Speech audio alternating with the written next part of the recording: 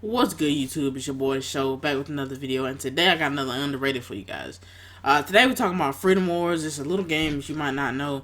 It was on PS Vita, and it was one of the first games I played on PS Vita. So, without further ado, let's go ahead and get into the video. Thanks for watching.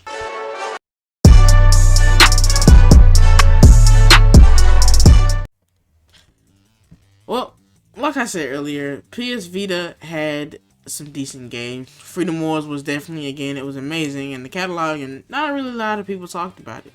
When I first picked up my Vita, I went to GameStop, and it was kind of, one of them days where it's like rainy and stuff. The Vita had been out for probably a while now, and I finally saw one on the shelf. And, for me, I had the money ready. I was ready to get it. I was really excited because I always wanted to try the Vita, because I mean, a PlayStation handheld, I have been PlayStation pretty much throughout my entire life, and the PS handheld was, PSP was so great that it was like, this Vita was something that was like the PSP, but like ridiculously crazy better.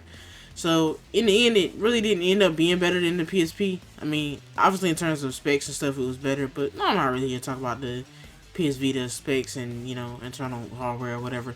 I'm talking about the fact that it was billed as being like the better PSP, and that was cool. When I first got there, I looked at 2 games. I saw 3 games. Like, it was 3 games I remember that was actually there total, but it was Call of Duty, it was Freedom Wars, and it was Persona 4. Now, I ended up picking up all 3 games because, I mean, like I said, a portable PS2, well, that's what I thought it was at the moment anyway. It wasn't necessarily a PS2, but you get what I'm saying. A portable PlayStation was like my dream for a while. When it came out, I was really excited. I wanted to get a couple of games to try out. And like I said in my Persona 4 video, or my History of Persona series, I picked out Persona. I saw the back of the cover, and I was like, hey, these guys have school uniforms on. They're doing stuff with swords or whatever. It looks cool. When I saw Freedom Wars, I honestly didn't know what to expect. I really just picked it up mainly because I felt like it was going to be a game I could just throw some time onto. I really didn't understand what was going on with the cover and the back cover. At the time, I had played Monster Hunter type games, but I really wasn't a fan of them until I got to like Generations and Monster Hunter Worlds and stuff like that. So I didn't really know what to expect with all that. But let me tell you something. When to play Freedom Wars, like I said, I had spent a lot of time on Persona 4. I mean, who wouldn't? If you play Persona 4, it's a great game. Like I said, not really a topic. But when I first got to Freedom Wars, the thing that really caught me immediately was like the jail system, where you can basically you get hours, like a lot of days on a sentence, and you're basically in jail, and you have to try to work your way down to not being in prison. And to me, that might have been the most simple yet unique thing I've seen in so long. It definitely gave me a goal to look forward to, a goal that definitely was very far from being accomplished, but it was something that you could just work down and whittle down and stuff. You got to try to like not make mistakes so you won't get more time added to your sentence. And all in all, it was really fun to do.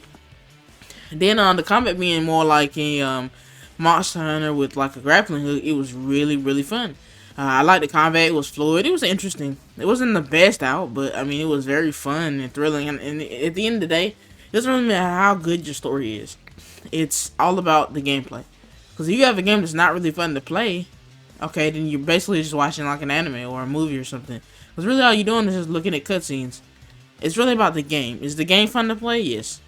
Is the story good? It's pretty decent. I mean, it's basically, like I said, it's a monster. It's what they call a monster in the clone. So it's not guaranteed it's gonna have the best story, but I actually did enjoy the story. Probably the best story besides like God Eater that I've played of any Monster Hunter clone at all. So I'm definitely, for sure, glad I was able to play it, because going to that store and picking up 4 random games to me was like, it was like seeing how new games can really introduce you to a whole new world. And I don't know if you guys really have a PS Vita out there. Let's talk about if you do. If you do have a PS Vita out there, you haven't played Freedom Wars, definitely let me know down in the comments below, because I'm really curious. Because Freedom Wars is like really one of Vita's only true great games that a lot of people don't know about. There's a couple of games that people don't know about, but most of the games that people don't know about, Freedom Wars is on that list for Vita, for sure. I always thought it was an underrated gem. I always thought it was a great game. The multiplayer was fun. There were people that played that game for hours. My hours got to see their their sentence being like really low. I don't actually know what happens if you got to your sentence real low, but me personally, I have definitely thought about buying the Vita over again just for this game in particular. Not just maybe just specifically for this game. There will be other benefits too, but I'll definitely be looking forward to getting a Vita and playing this again. You know, once I get all that stuff settled out. Let me know down in the comments below if you feel like Freedom Wars is underrated and you love Freedom Wars, and you know it's just been a while since you played it. You would like to see another game of it, and I'll see you guys next video.